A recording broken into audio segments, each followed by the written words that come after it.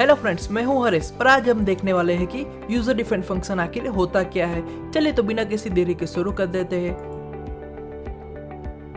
तो सबसे पहली बात आती है फ्रेंड्स कि ये आखिर यूजर डिफाइंड फंक्शन होता क्या है।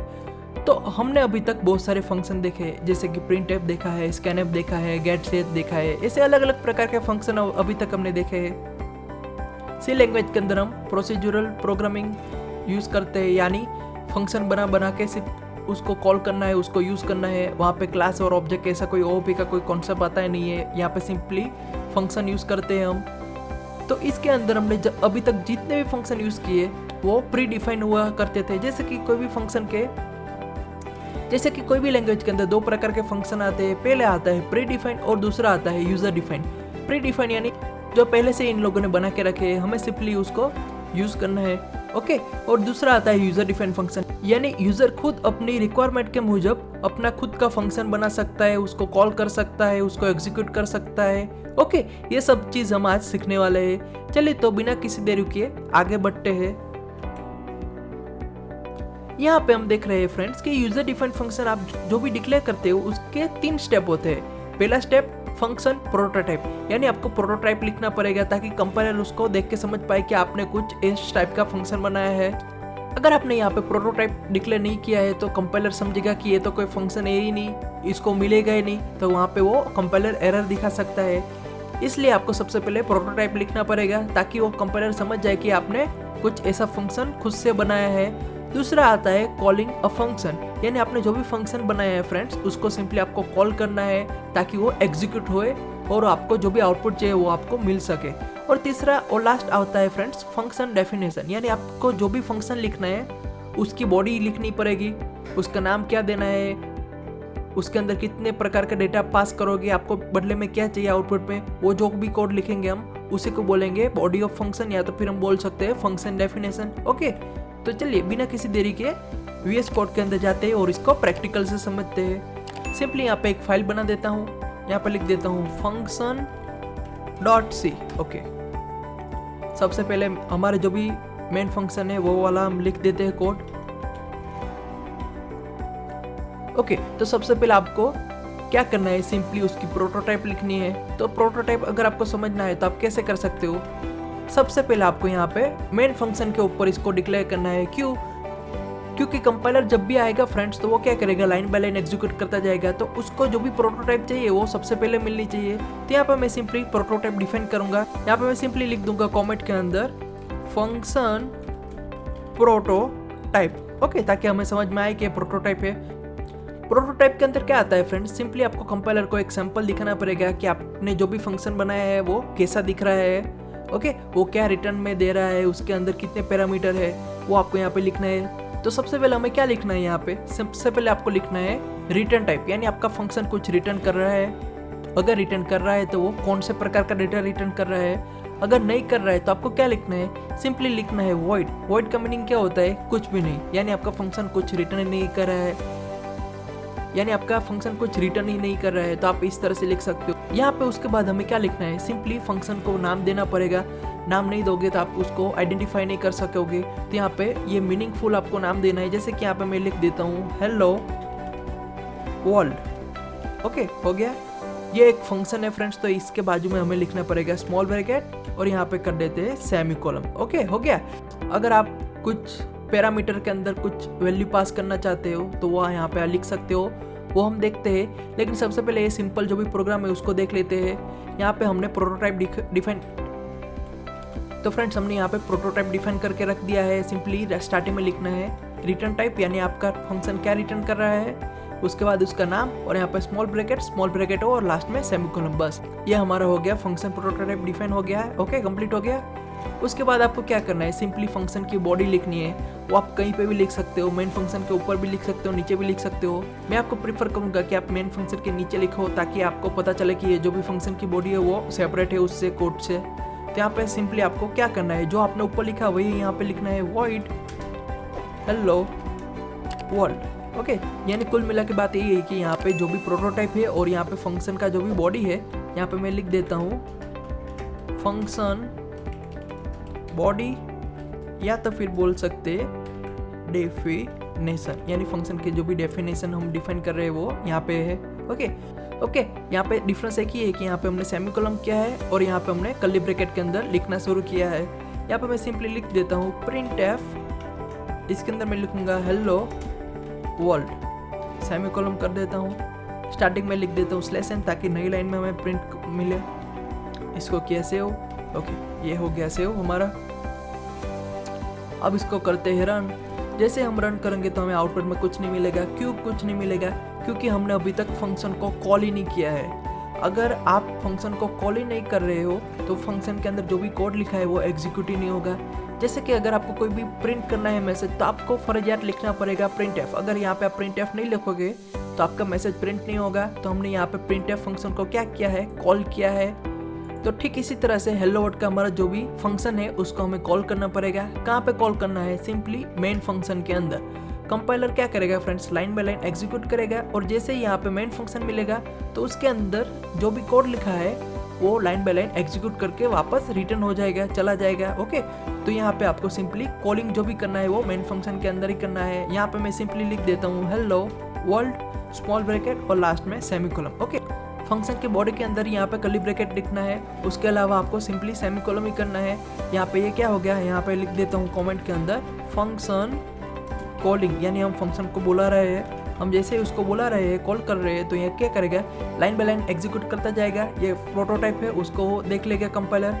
मेन फंक्शन में आएगा, यहाँ पे curly bracket to curly bracket को कोड को एग्जीक्यूट करेगा, हेलो वर्ल्ड नाम का फंक्शन कॉल करेगा और उसको मिलेगा यहाँ पे। तो वो क्या करेगा, सिंपली इसके अंदर जो भी लिखा है उसको एग्जीक्यूट करेगा। कितनी बार? सिर्फ एक बार। क्यों? क्योंकि हमने अभी तक एक ही बार कॉल किया है इसको कर देता हूँ प्ले और देखते हैं इसका आउटपुट।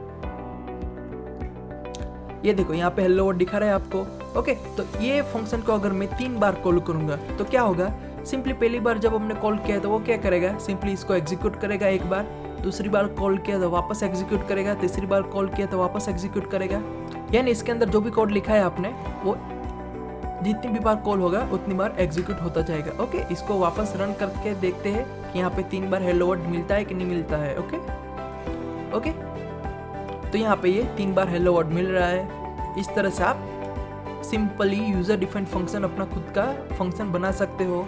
तो हम एक काम करते हैं, अब हम दूसरा फंक्शन बनाते हैं जिसका नाम मैं चेंज कर रहा हूँ। यहाँ पे सिंपली लिख देता हूँ सम, यहाँ पे मैं नाम चेंज कर दूंगा, माई सम लिख दूंगा ताकि समझने में आसानी हो। यहाँ पे आप कोई भी नाम लिख सकते हो लेकिन वो मैच होना चाहिए डिफिनेशन और यहाँ पे प्रोटोटाइप के साथ। माई सम हो गया। अब ये फंक्शन क्या करेगा, सिंपली हम इसके अंदर जो भी 2 नंबर पास करेंगे हमें उसका सम करके ये आउटपुट में डिस्प्ले करके दिखा देगा।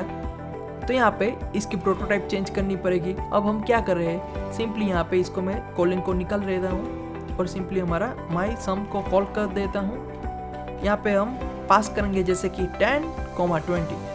तो हमें आउटपुट में क्या चाहिए, आउटपुट में हमें चाहिए सम इक्वल टू 30, यानी इनका जो भी प्लस आएगा उसका आउटपुट में ऐसा कस्टमाइज मैसेज चाहिए। तो मैसेज कहाँ पे आएगा, वो आएगा फंक्शन के अंदर, क्योंकि आप फंक्शन को कॉल कर रहे हो। जब कॉल कर रहे हैं तभी आपका आउटपुट में चाहिए मैसेज प्रिंट। तो यहाँ पे आपको सिंपली लिखना है प्रिंट एफ और यहाँ पे लिख देते हैं sum equal to %d। Okay, यहाँ पे लास्ट में सेमीकोलन कर देता हूँ। तो सबसे पहली बात, यहाँ पे हमने 10 और 20 पास तो कर दिया है। तो अब हमें प्रोटोटाइप भी चेंज करना पड़ेगा। जैसे कि स्टार्टिंग में हमने यहाँ पे कुछ पास नहीं किया था। ओके, तो यहाँ पे भी हमने कुछ नहीं लिखा था प्रोटोटाइप में, लेकिन अब तो हम 2 वैल्यू को पास कर रहे हैं। तो सिंपली यहाँ पे आपको डिफाइन करना पड़ेगा। यहाँ पे आपको लिखना पड़ेगा कि आप जो भी 2 वैल्यू आर्गुमेंट के अंदर पास कर रहे हो वो किस प्रकार की है। जैसे कि यहाँ पे लिखना पड़ेगा इंटीजर कॉमा इंटीजर। ये क्या करेगा, सिंपली समझ जाएगा कि यहाँ पे पहला पैरामीटर जो भी है और दूसरा पैरामीटर जो भी है उसके अंदर इंटीजर प्रकार का डेटा आप पास कर रहे हो। ओके, सिर्फ इतना करना है। यहाँ पे प्रोटोटाइप डिफाइन हो गई है। अब यही चीज़ आपको बॉडी के अंदर लिखनी है। यहाँ पे लिखना है इंटीजर, यहाँ पे मैं ऐसे ही लिख देता हूँ, वेरिएबल का नाम कोई भी लिख सकते हो आप, जैसे कि a कॉमा इंटीजर b। बस इतना ही करना आपको, यहाँ पे स्पेस दे देना है। तो इसका मतलब क्या हुआ फ्रेंड्स, मैं आपको समझाता हूँ। आपने जब भी फंक्शन को कॉल किया तो यहाँ पे 10 और 20 जो भी है वो डायरेक्टली पास हो जाएगा इस फंक्शन के अंदर। यानी पहला पैरामीटर में, यानी पहला आर्गुमेंट में आपने 10 पास किया तो यहाँ पे जो भी पहला पैरामीटर है इसको हम बोलेंगे पैरामीटर और इसको बोलेंगे हम आर्ग्यूमेंट। फंक्शन कॉल करते टाइम आप जो भी डेटा पास कर रहे हो उसको बोलेंगे आर्ग्यूमेंट, और यहाँ पे पैरामीटर के अंदर आप रिसीव कर रहे हो। ओके, तो यहाँ पे 10 पास किया आर्ग्यूमेंट के अंदर, तो यहाँ पे इंटीजर a के अंदर जो भी पहला है पैरामीटर और आर्ग्यूमेंट है वो दोनों एक साथ यहाँ पे रिसीव हो जाएगी। यहाँ पे 10 रिसीव हो जाएगा, यानी वेरिएबल a की वैल्यू कितनी आ जाएगी, वेरिएबल a की वैल्यू आ जाएगी 10, और उसी टाइम ये कॉमा 20 पास किया तो वो b के अंदर चला जाएगा। यानी यहाँ पे इस फंक्शन के अंदर अगर आप a और b को प्रिंट करवा के देखोगे तो आपको पता चलेगा कि उसकी वैल्यू कितनी आ रही है। सिंपली हम इसको करवा देते हैं प्रिंट एफ। यहाँ पे मैं लिख देता हूँ a equal to %d comma a semicolon, यहाँ पे लिख देता हूँ b, यहाँ पे b। यहाँ पे ये जो भी फ्रेंड्स ये वेरिएबल है a और b, ये टेम्पररी वेरिएबल है, ये सिर्फ ये फंक्शन के पूर्ता ही सीमित रहेगा, इसके बाहर ये एक्सेस नहीं होगा और इसकी वैल्यू को आप चेंज भी नहीं कर सकते हो। यानी ये टेम्पररी डेटा है, तो ये यहाँ पे आप टेम्पररी इसको रिसीव कर सकते हो और इसकी वैल्यू को एक्सेस कर सकते हो। ओके, यहाँ पे मेन फंक्शन के अंदर ये एक्सेस नहीं हो सकेगा, सिंपली इस फंक्शन के अंदर ही यूज होगा। इसको किया मैंने सेव और अब करते हैं रन। तो ये क्या करेगा, जैसे ही यहाँ पे मेन फंक्शन को कॉल करेगा तो इसके अंदर हमारा फंक्शन है वो भी कॉल होगा। 10 और 20 यहाँ पे पास हो जाएंगे, तो a के अंदर चला जाएगा ये 10। ये पहली आर्गुमेंट है तो यहाँ पे ये पहला पैरामीटर में चला जाएगा और a की वैल्यू हो जाएगी 10, दूसरे पैरामीटर में b की वैल्यू हो जाएगी 20। तो यहाँ पे a इक्वल टू 10 और b इक्वल टू 20 ये आउटपुट में आ जाएगा। चलिए देखते हैं इसका आउटपुट। ओके, तो इस तरह से आपका आउटपुट मिल जाएगा।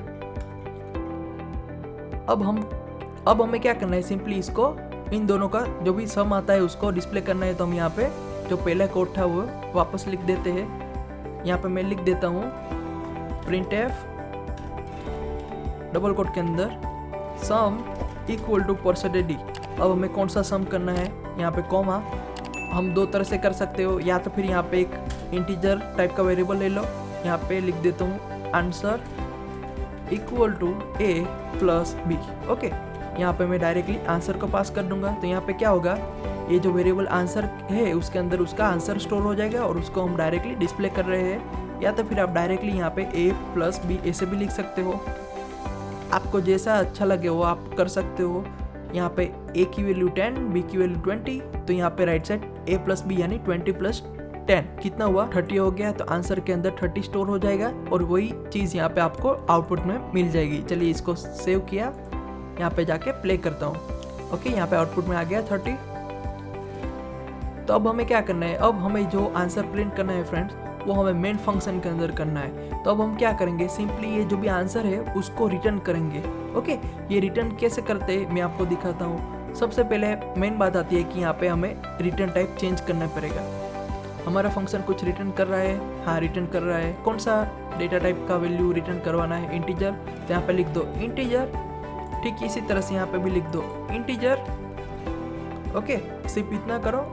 ये printf को निकाल देता हूँ, ये हमें यहाँ पे नहीं, ये हमें यहाँ पे प्रिंट नहीं करना है, मेन फंक्शन के अंदर प्रिंट करना है। तो यहाँ पे लिख दो सम इक्वल टू %d। अब ये जो आंसर नाम का वेरिएबल है इसको करूँगा कट और यहाँ पे एक डिक्लेयर कर दूंगा टेम्पोररी, इसको निकाल दूंगा।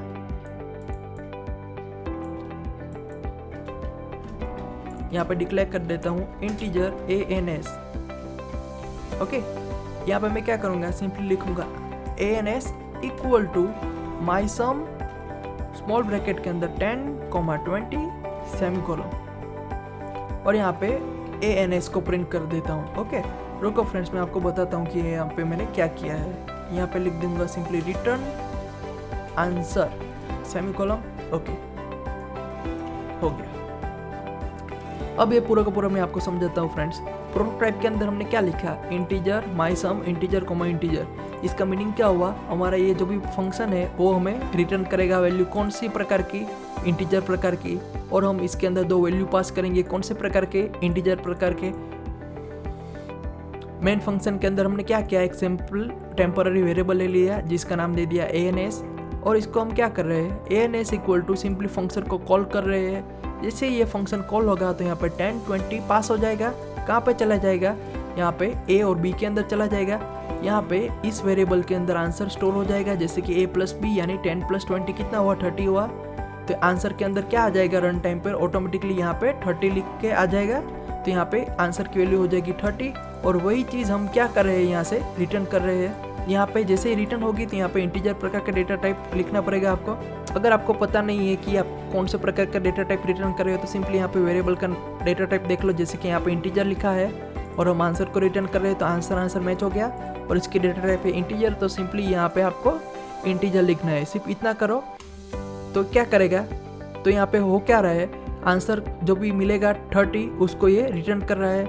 रिटर्न कहाँ पे करेगा, जहाँ पे आपने कॉल किया है। यहाँ पे आपने कॉल किया है तो सिंपली इसकी जगह रन टाइम पर ऑटोमेटिकली इसका आउटपुट आ जाएगा, जैसे कि 30।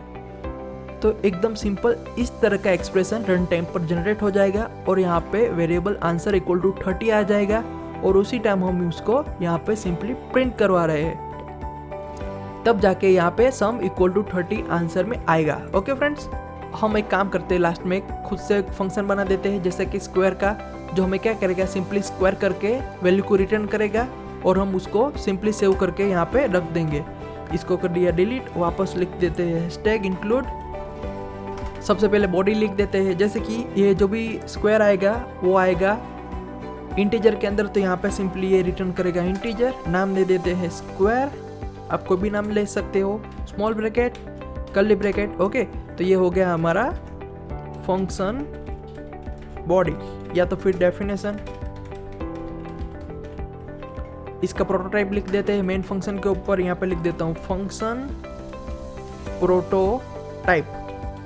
प्रोटोटाइप में यही है, यहाँ पे जो लिखा है आपने उसी को कर दो कॉपी, यहाँ पे कर दो पेस्ट, यहाँ पे सेमीकोलन। ओके, तो यहाँ पे हम क्या करने वाले हैं, यहाँ पे सिंपली कोई भी एक नंबर पास करेंगे तो पैरामीटर के अंदर कोई ना कोई वैल्यू जाएगी, जैसे कि यहाँ पे हमने 10, 20 पास किया था, यानी 2 पैरामीटर पास किया था, तो यहाँ पे 2 बार इंटीजर लिखा था। लेकिन अब हम सिर्फ एक ही वैल्यू को पास कर रहे हैं तो यहाँ पे सिंपली एक ही पैरामीटर लिखूंगा इंटीजर।